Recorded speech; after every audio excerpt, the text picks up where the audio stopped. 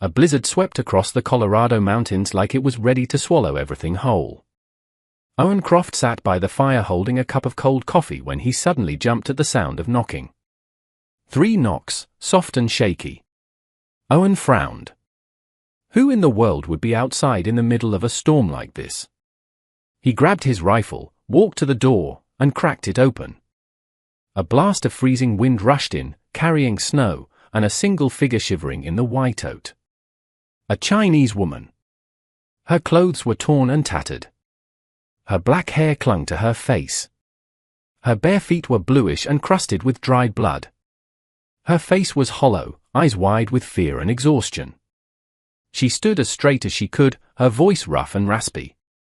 "Please, let me come into your house to get warm. I have not eaten in days. Everyone has turned me away and abandoned me." Owen stood frozen. The firelight flickered across his face, a face that had known loss, and now stared straight into someone else's misery. Part of him wanted to shut the door, to stay alone in the solitude he knew so well. But then he saw her eyes, wild, terrified, and starving, and his hand trembled. He opened the door wider and stepped aside. "Come in," the woman stumbled in. When the door shut behind her, the howling storm seemed to be locked outside, and inside the cabin all that remained was the shaky breath of a soul trying to cling to its last bit of warmth in a merciless winter. The fire in the stove crackled back to life, pushing away some of the cold that had been gnawing at the wooden cabin. Owen tossed in a large log. The flames caught quickly, casting a warm golden glow on the pale, dirt-smeared face of the woman. Her name, Owen would later learn, was Leanne. She sat as close to the stove as she could, removing a wet, tattered blanket from her shoulders. She was trembling all over, her lips dark purple, and every breath she took sounded like a sigh from the edge of death. Owen poured hot water and set down an old iron pot in front of her. Inside, he stirred what little he had left, some stewed beans and broken bits of cornbread. It was the same meal he had been stretching for himself all winter. Leanne stared at it as if she could not believe it was real.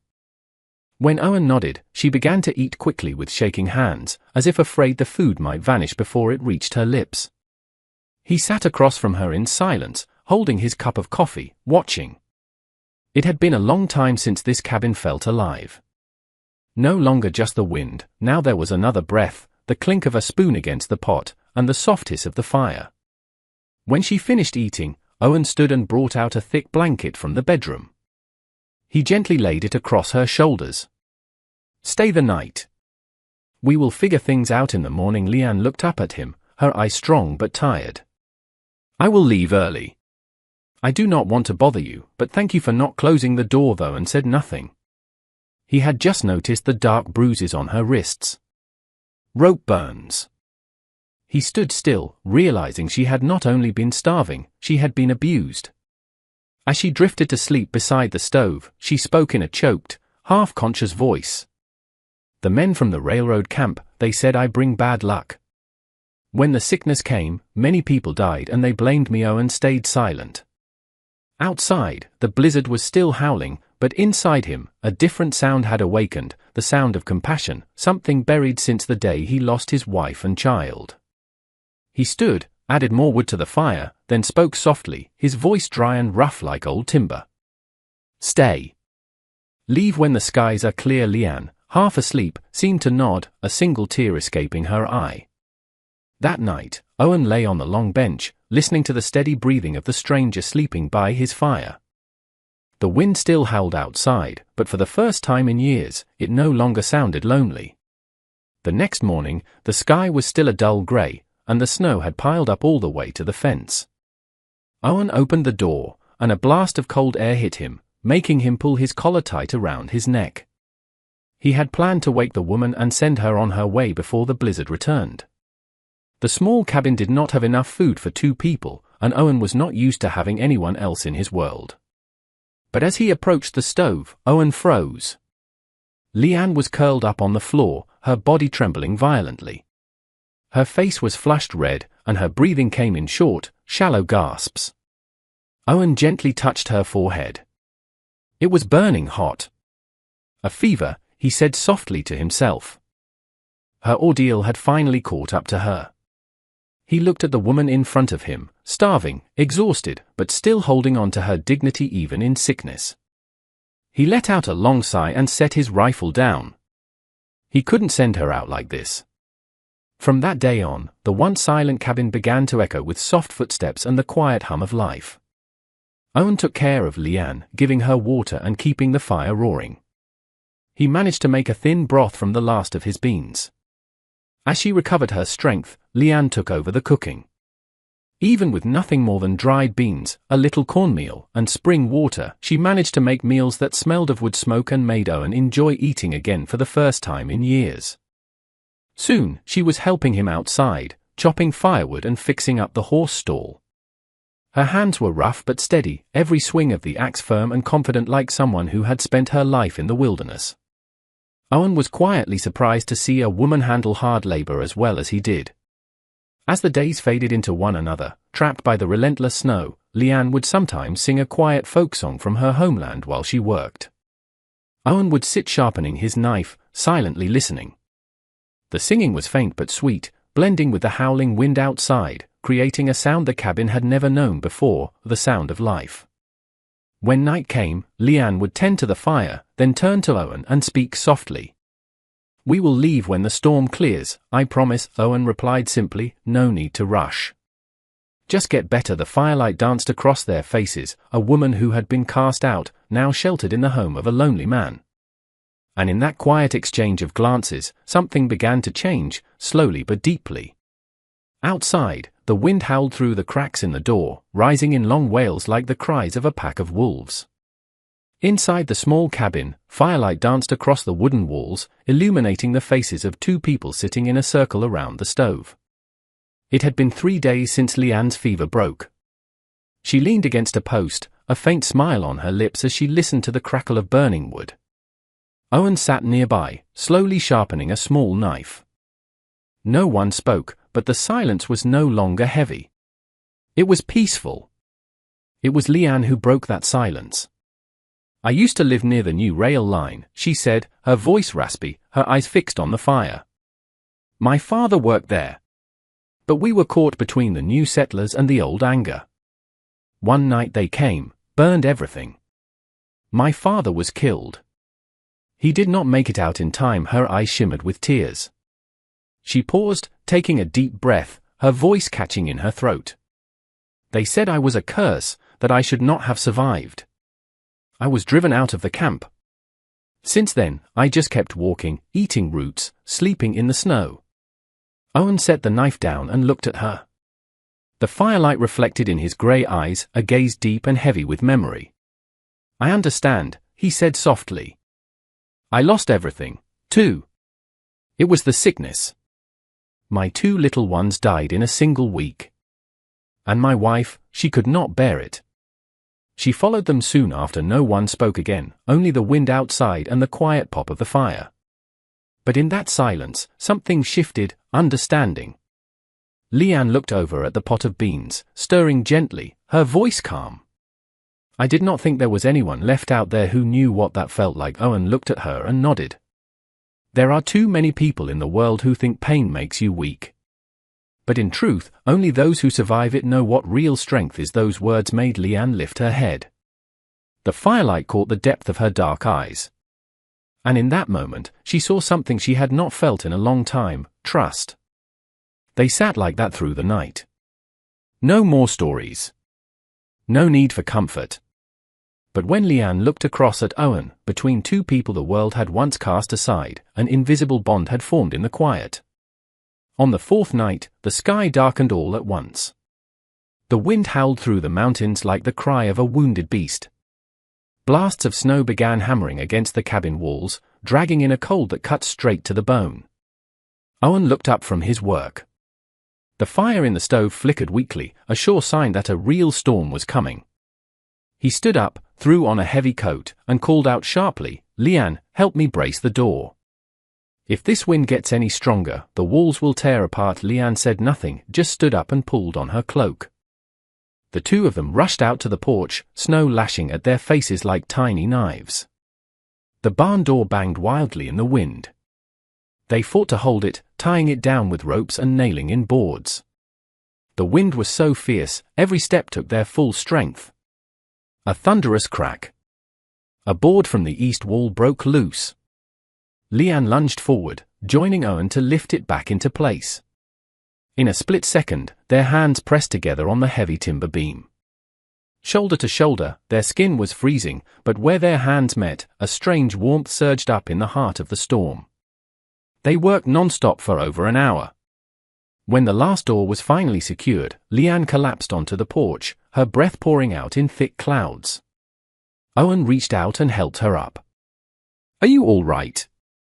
"I used to think I would die in the snow," she said, her voice raw, her lips tinted purple from the cold. But not now. They looked at each other for a long moment. The wind still roared around them, but the cabin stood strong. Back inside, Leanne added more wood to the fire and poured hot water into cups. Owen sat down beside the stove, his eyes quietly following her as she wiped frozen droplets from her hair. She looked up and met his gaze. In that brief moment, there were no strangers, no caution, only two souls who had once been alone, now finding one another in the heart of a brutal winter. Outside, the storm raged on.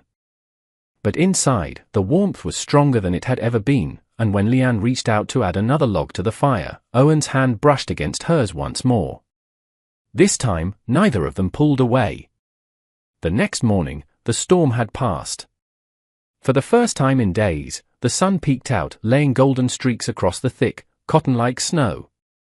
The air was so still you could hear the drip of melting water from the cabin roof.